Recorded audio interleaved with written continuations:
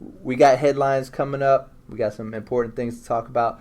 But, I mean, we got a lot of, we're not going to do the shade this week because enough shady shit has been going on without its own segment. I mean, Charlemagne, the God, Trevor Noah, selling out for you got blue-eyed devil here on the run now. I'm going to call her a delicate white flower of purity of course you and would, loveliness. because you're a black man. Exactly. And that's how you look at all white women. We cannot resist the blonde object of our affection. Like I've said before, y'all well, at least clearly nothing Trevor, from OJ. At least clearly Trevor Noah and Charlemagne have it, who've made their living calling the white establishment out on their shit. And a 24-year-old petite blonde white woman comes and sits in front of them, and it's just smiling ear to ear, big Kool-Aid grins. Yeah, get y'all every time. I don't know. Ask your boys. I know. The power of the P is strong. It's strong. Like, I don't think, it's some primal shit going on. And then when you layer in the levels of indoctrination of, like, women being, like, the standard of beauty. Right. That's some power to go against. So I don't care if you're, Charlemagne, who's like a 5%er or Muslim or whatever he is. Or Trevor. Is he? He invites a lot of those types of personalities onto the Breakfast Club and seems to be well versed in it. Okay. So I don't know if he's still practicing, but seems that he's practiced at some point. Okay. I wasn't aware. I wasn't aware of that. And Trevor Noah, whose every show is about racism. Mm-hmm. But then Tomi Lahren, who is an advocate for white supremacist thought and action, not just thought but action against Black Lives Matter. She sits down in front of you. And y'all smiling at each other. Y'all cutting eyes at each other. Actually, Trevor Noah sending cupcakes to the room. I just can't. I can't even believe that part. I like Charlemagne. I think sometimes he says things that are a little inappropriate, but it's funny. Mm-hmm. Plus, he's a diehard Dallas Cowboy fan like me, so Oh, okay. I like Charlemagne. I have stood up in the newsroom for Trevor Noah. I mean, when he replaced Jon Stewart, instant backlash from people, he'll never be able to fill his shoes. And I'm like, my God, give him a chance. He hasn't even had his first show yet. And you're already saying he's going to be a failure. So I've stood up for both of them. Not this week. Not this week. Mm-mm. Why not? I'm just disappointed in both of them. You're supposed to support us black men regardless. Oh, that's our role? Mm-hmm. That's our role? That's what you got to do. Yeah, we're not doing that anymore.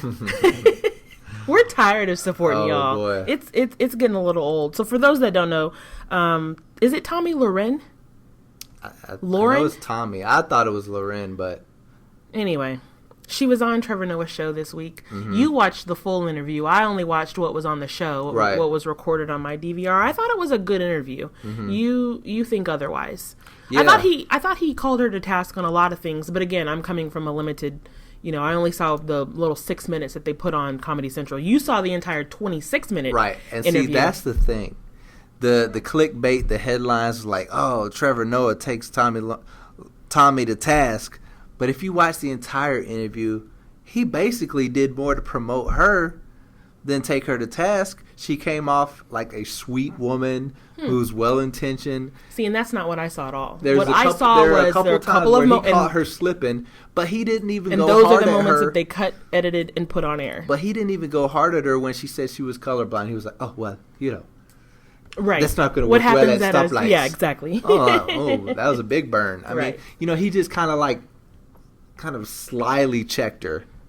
But, I mean, she said she has been just important to the Trump campaign as Bannon or anybody else on his staff, because she's keeping that narrative going. Mm-hmm.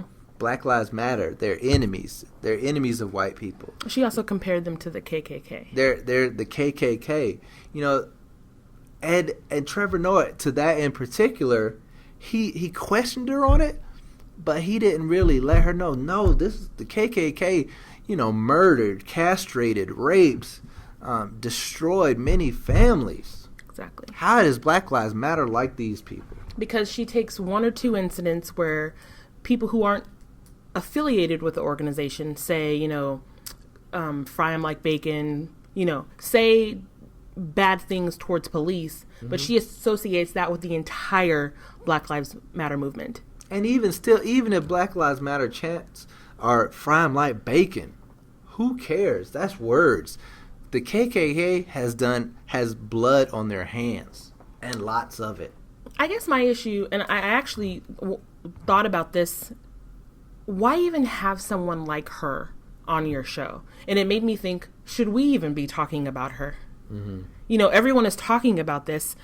I just don't, why even give someone like that more publicity than they're already getting by having her on? Because talking to someone like her, you're not going to change her mind about anything.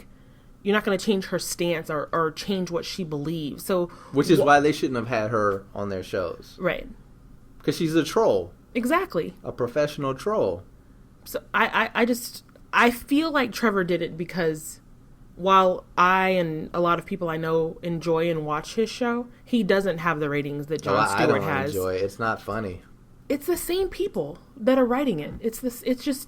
Maybe the delivery is different, but it's essentially the same show. You can tell by the writing. You got to understand how important that main personality, just like Larry Wilmore, you know, was the reason the nightly show didn't work. Right. Trevor Noah is the reason that the Daily Show isn't working. Mm-hmm. And Jon Stewart is the reason that it worked when he was there. Like, you can have support. Right, but it's also kind of new, you know. People didn't like Jon Stewart when he first got there. You know, it took him some time to build his audience. Right. And so I feel like Trevor is essentially doing the same thing. I just don't appreciate that he did it this way, by bringing on someone that you know is an internet troll, and you did it anyway. You essentially did it for viewers and for ratings. Well, I don't mind that. What I don't mind is him being disingenuous about why he brought her on.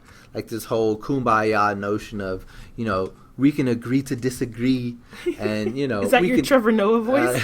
Something. That's your South African voice? We can come together and, you know, I can reach her audience in ways that I could not on my own. That's true. He actually wrote... I didn't read it, because I just didn't want to, but he wrote an op-ed in the New York Times called, "Let's Not Be Divided. Oh. Divided people are easier to rule." I couldn't. The headline alone threw me off. Let's not be divided. And that's the thing. Trevor, we already are, bruh. And the thing is, if we're in a war and people are actively trying to oppress, destroy black families for profit still, then this whole kumbaya notion is not going to work. What we have to do is circle the wagons, and with economic boycotts and with, you know, self-policing, we have to do these things to protect ourselves, because even in 2016, they're turning hoses on minorities. Right. So what they're supposed to go to the police and say, we shouldn't be doing this to each other. The police would be like, step your ass back before I tase you. I'm about to turn this dog on you. They're turning dogs on people still. Yep. So what you got to realize is, Trevor Noah, we appreciate you. And, you know, that came out right after the Tomi interview. So that, to me, in my mind, that's just him more, you know, trying to make it seem like their relationship is cool. I think for a lot of people, it wasn't so much the interview. You know, you have her on, you do the interview, you know, go back and forth at each other. It's the meeting up with her, I believe, at her hotel afterwards. Mm-hmm. He claims his people were there, her people were there. But when you see the photo, they were both, you know, all those people were you know, shopped out. So it looks like just the two of them are meeting. But if you needed to say something to her, why not say it right after the show? Why do you need to go and take her out or meet her at her hotel? Even if that's true, fine. But then to send her cupcakes afterwards, and then for Charlamagne to be walking down, you know, in New York City, it just, the whole thing just, it's so, I don't know that I necessarily want to say they're sellouts or something about it just doesn't. But they are justifying some coonery. We can keep it at that. Yeah. But anyway, so we're watching you, Trevor Noah. We believe in you. We're not going to discredit all that you've done. That would be insane to say that, you know. But, just check yourself.